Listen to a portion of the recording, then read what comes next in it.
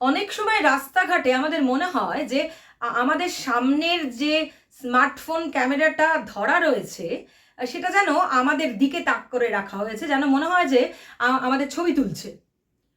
আবার কখনো মনে হয় যে কোনো ক্যামেরা যেন আমাদের অনুসরণ করছে লুকিয়ে। এই ঘটনা আকছার ঘটছে। আরেকটি ঘটনা যেটা আমরা অতীত এক্সপিরিয়েন্স করেছি, যেটা এখনো বন্ধ হয়নি, সেটা হচ্ছে অযাচিত অবাঞ্ছিত লোকেদের আমাদের মানে বিশেষ করে মেয়েদের গায়ে হাত দিয়ে চলে যাওয়া। এই দুটি ঘটনার উল্লেখ আমি করব আমার এই স্টোরিতে। নমস্কার, আমার নাম নবনীতা ভট্টাচার্য আর আপনারা দেখছেন আমার চ্যানেল বক্রমবাজ। প্রতিবারের মতন আমি আবারও চলে এসেছি নির্দিষ্ট একটি স্টোরি নিয়ে আপনাদের সাথে কথা বলতে। দেখুন, যে দুটি ঘটনার উল্লেখ আমি করলাম আমার স্টোরির শুরুতে, সেই দুটি ঘটনা ভেরি রিসেন্ট ঘটেছে, একটি রাজস্থানে আর একটি ব্যাঙ্গালোরে। আপনারা জানেন হয়তো, তাও আমি একটু মানে একটুখানি উদাহরণ তুলে ধরি। সেটা হচ্ছে যে একটি মেয়ে রাজস্থানের একটি মন্দিরে বসেছিল। সেই মেয়েটির মনে হয়েছিল যে তার সামনে বসা মাঝবয়সী ভদ্রলোক তার ছবি তুলছে, এবং তার মনে হতেই সে প্রতিবাদ করে, সে প্রোটেস্ট করে, এবং সঙ্গে সঙ্গে সে ওই ছবিটি ডিলিট করতে বাধ্য করে, এবং সে এটি আইটি অ্যাক্টের ধারায় অভিযোগ দায়ের করতে পারে যদি আপনাদের সঙ্গেও এই ধরনের ঘটনা ঘটে যায়। এই যে ধারাটি আছে সেটা হচ্ছে যে সেকশন 2000, এটা 66E। এই যে আইটি অ্যাক্ট, এই আইটি অ্যাক্টের ধারায় এটা পড়বে, মানে আইটি অ্যাক্ট 2000 সেকশন 66E।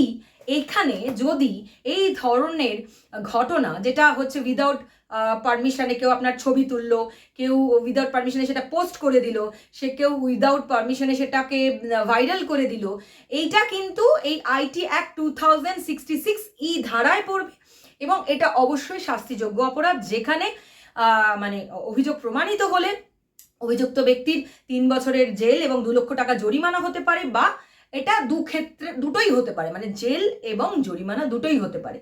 দেখুন, এই ধরনের ঘটনা আকসার আমাদের সাথে ঘটে যায়। আমাদের মানে বিভিন্ন মলগুলিতেও আমরা খবরে শুনি যে সেখানে এরকম লুকোনো ক্যামেরা ধরা পড়েছে, এবং আমরা এখন ভীষণ সচেতন থাকি ট্রায়াল রুমগুলোতে। আমাদের খালি মনে হয় যেন আমাদের কি এই লুকোনো ক্যামেরায় আমাদের ট্রায়াল রুমগুলোতে আমাদের জন্য রেডি করার, মানে আমাদের জন্য লুকানো রয়েছে। বা অনেক সময় মনে হয় যে সামনের ক্যামেরাগুলি এখন স্মার্টফোনের যুগে সবারই দারুণ দারুণ সমস্ত ক্যামেরা, দূরে বা কাছে থেকে সেই স্মার্টফোনগুলি কি আমাদের ছবি তুলছে, বা আমাদের পোশাক আশাকের বা আমাদের বিভিন্ন বডি পার্টের ছবি তুলছে। আমাদের এগুলো মনে হয়, যদি মনে হয় তৎক্ষণাৎ প্রতিবাদ করুন, তৎক্ষণাৎ প্রোটেস্ট করুন, তৎক্ষণাৎ থানায় কমপ্লেন করুন, প্রশাসনিকভাবে স্টেপ নিন। এবং এটা কিন্তু যত করবেন তাতে যেটা হবে সেটা হচ্ছে ভয় না পেয়ে, লজ্জিত না হয়ে। এটা একটা সামাজিক ব্যাধি। এখানে মেয়েদের লজ্জা পাওয়ার বা মেয়েদের পরিবারগুলির লজ্জা পাওয়ার কিচ্ছু নেই। এটা একটা সামাজিক ব্যাধি। কোনো লোক লুকিয়ে আপনার ছবি তুলছে, বা কোনো লোক লুকিয়ে আপনার ছবি ভাইরাল করে দিচ্ছে আপনার পারমিশন ছাড়া, সে আপনার নিকটজন হতে পারে। এটা যে একটা মানে কি বলবো, একটা অসুস্থতা, একটা ব্যাধির আকার নিয়েছে, বা ব্যাধির আকার বলেও এটাকে যদি আমি মানে আইডেন্টিফাই করি, তাহলে এই চিকিৎসা প্রয়োজন। এবার এই চিকিৎসা হচ্ছে প্রশাসনিকভাবে স্টেপ নেওয়া, আইনত স্টেপ নেওয়া, এবং শাস্তি হওয়া। আর এদিকটি যে ঘটনাটি ঘটেছে, যেটা আমরা অহরহ যেটার আমরা ফেস করি, সেটা হচ্ছে যে একটি মেয়ে, ব্যাঙ্গালোরের একজন ইউটিউবার অফিস থেকে বাড়ি ফিরছিল। সে তখন তার ব্লগ করতে করতে ফিরছিল মোবাইলে, এবং একটি ছেলে, এবং তার বয়স, সেটি মাইনর ছেলে, 10 বছর বয়স, মেয়েটি অভিযোগ করে যে সে তার গায়ে হাত দিয়ে চলে যায়। প্রথমে তাকে টিজ করে, তারপর তার গায়ে হাত দিয়ে চলে যায়। মেয়েটি যেহেতু যখন ভিডিও করছিল বলে সেই ভিডিও সেটি ধরা পড়ায়, থানায় একটা প্রাথমিক কমপ্লেন সে করে, এবং লোকজন তাকে বলে যে সে মাইনর বলে তাকে যেন ছেড়ে দেওয়া হয়। একদমই মাইনর যখন ছেড়ে দেওয়া হোক, কিন্তু এই মাইনরকে তো মিনিমাম যদি তার সঙ্গে ট্রিটমেন্ট করানো হয়, ট্রিটমেন্ট মানে তার চেতনার জায়গাটাকে যদি খোলা না হয়, তাহলে কিন্তু আগামী দিনে সে আরও কোনো বড় অপরাধ করতে পারে। তার শাস্তি না হলেও তাকে তার সঙ্গে কথা বলা, তার জন্য তার এই যে চিন্তা চেতনা, এইটার একটা উপযুক্তভাবে তাকে চ্যানেলাইজ করা, এইটা আমার মনে হয় খুব জরুরি। এবং এই যে কথাটা বললাম, এটা একটা সেক্সুয়াল হ্যারাসমেন্ট। যখন কেউ আপনার হাত, গায়ে, পিঠে বা আপনার বডি পার্টের যে কোনো জায়গায় হাত দিয়ে চলে যাচ্ছে আপনার অনুমতি ছাড়া, এটা কিন্তু একটা মানে কি বলবো, অপরাধ।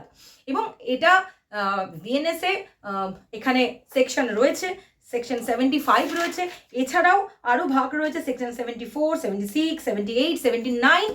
আপনি এগুলো শুনে বলবেন কিচ্ছু হবে না, কিন্তু কিচ্ছু হবে না হয় না, তার কারণ আমরা বেশ মানে বড় সংখ্যায় এটা প্রতিবাদ করি না। আমরা লজ্জা পাই, আমরা ভীত হই, এবং আমরা জানি এই ট্যাবু আমাদের গায়ে দিয়ে দেওয়া হবে এবং বলা হবে যে তুই কেন সামলে রাস্তা চলছিলিস না, তুই কেন, নিশ্চয়ই তোর কোনো অপরাধ ছিল, মানে তোর কোনো মানে তুই কিছু করেছিস, তুই এমন কিছু করেছিস, তোর পোষা, এগুলো আমাদের শুনতে হয়।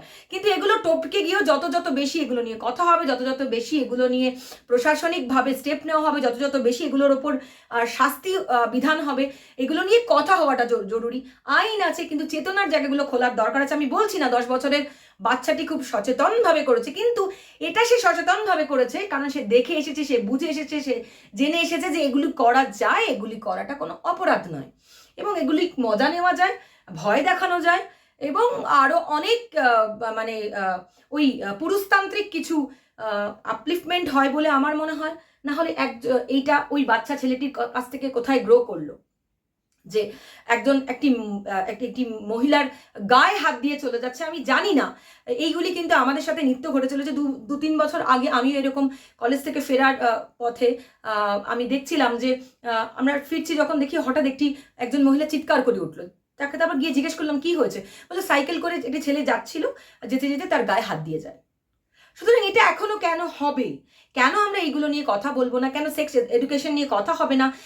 দেখুন, এগুলো নিয়ে কথা হওয়াটা যদি যত বেশি সংখ্যা এগুলো নিয়ে কথা হবে, যত বেশি সংখ্যায় এগুলো নিয়ে আলোচনা হবে, যত বেশি সংখ্যা এগুলো নিয়ে প্রতিবাদ হবে, যত বেশি সংখ্যা এগুলো নিয়ে প্রশাসনিক স্টেপ নেবে, আইন কাজ করবে, আমার মনে হয় সচেতনতা তত বাড়বে, এবং এগুলো নিয়ে কথা হলে মানুষ অনেক বেশি সচেতন হবে, মানুষ জানবে এগুলো করা যায় না, এগুলো একটা ব্যাধি, এই ট্যাবু থেকে আমাদের বেরোতে হবে।